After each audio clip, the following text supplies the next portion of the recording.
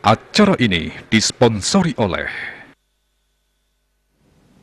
Pamirsa pengrau sasih mangkin kasus demam berdarah denyu DBD kauningin saya nincap ring Denpasar.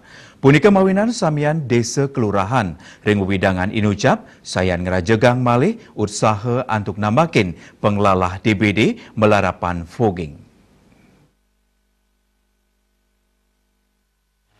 PLT Kepala Dinas Kesehatan Kota Denpasar Tri Indarti Mausang anu tering data pini ungkur saking Dinas Kesehatan Kota Denpasar kasus DBD dawag bulan Januari kantos 15 Juli warsa kali tali kali likur kauningin wenten telung ngata kulungan dasa 4 kasus saking wilangan punika wenten 5 diri sade padem.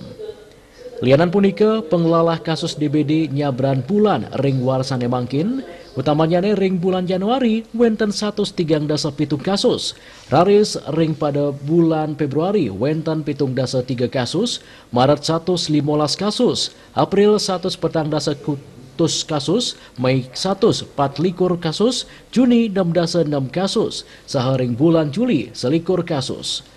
Rauhe mangkin sane patut kuwaspadain taler inggih punika penglimbakan kasus cikungunya. Anutin data Dinas Kesehatan kauningin kasus cikungunya dawag bulan Januari kantos Juni warsa kali tali kali likur wenten 517 kasus.